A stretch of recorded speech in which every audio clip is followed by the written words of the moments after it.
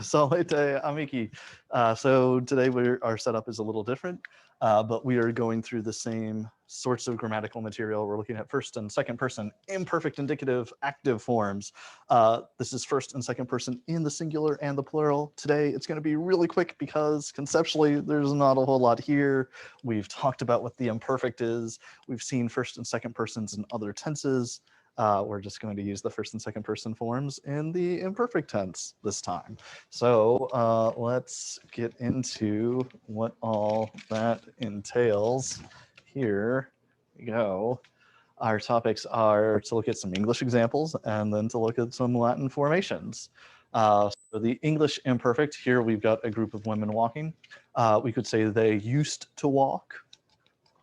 Implying this would be a regular activity that took place in the past. That's kind of the core aspect of the imperfect, is this continuous or regular behavior. We call this maybe the habitual aspect. Here, Z knew what was coming. That's a state that continued, that persisted. Z knew. So sometimes in English,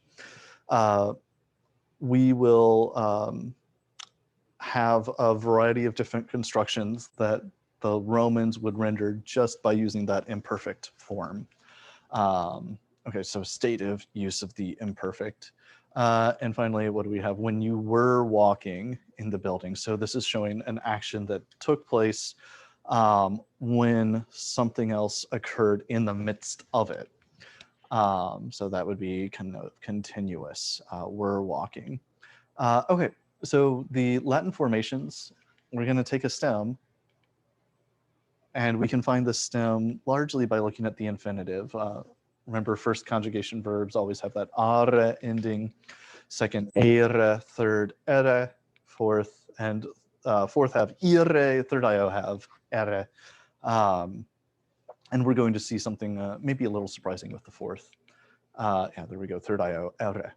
So our present stem, for the most part, we get by just removing the re, ama, vide, dike, dormi, and yakke, more or less.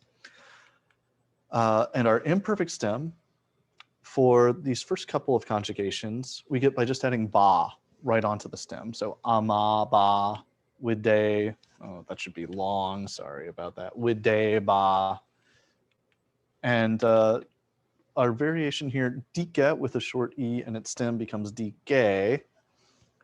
Dormi becomes dormi e with a long e. And the third io will form its stem identically to the fourth conjugation, yakie ba. So we'll get a long vowel before the ba that is added to the present stem. That's how we get the imperfect stem. So pretty easy so far. We had ba. We knew this from our earlier introduction to the imperfect tense.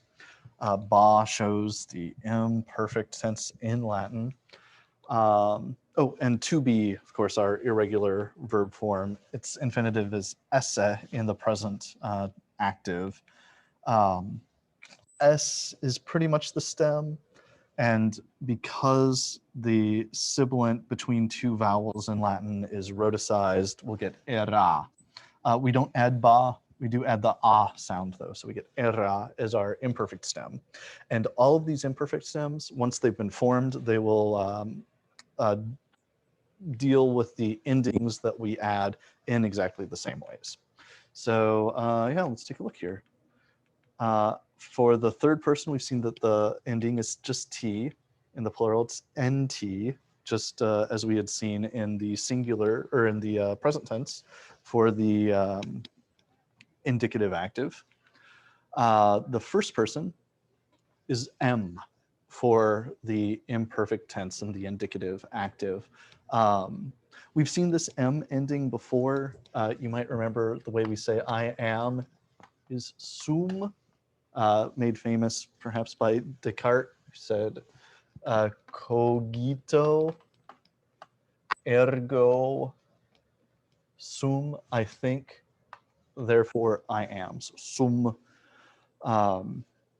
is our ending for the first person singular imperfect active indicative.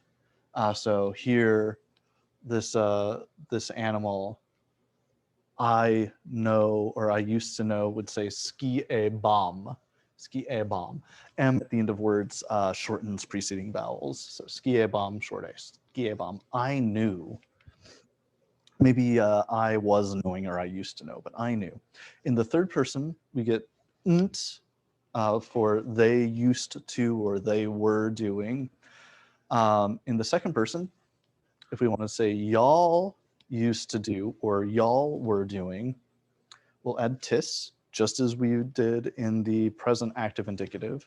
So here, ambulabatis means y'all were walking, or y'all used to walk. Ambulabatis. Singular is just an S. So here, I think we said you were walking. So for you, ba were ambula walking. You were walking. Ambulabas. And in the first person plural, we use mus, just as we had done before. So all of our endings are the same in the imperfect active indicative, except for that M. In the present active indicative, for the most part, we use an O, imperfect active indicative, and other tenses that we'll come across later often use that M. So we were walking would be ambula ba. There's our imperfect stem, mus, for we were walking. And that is all we've got to the imperfect. If just remembering that we use M instead of O doesn't do it for you, you could work on a mnemonic for bomb, boss, bot, vamos, batis, oops, bont. And think of these as the imperfect endings. So bomb, boss, bot, vamos, batis, bont. But that's it. That's the imperfect tense. All of its forms in the active, indicative, and some of its most common aspects. Okay. So we'll say walete at this point, and see you next time.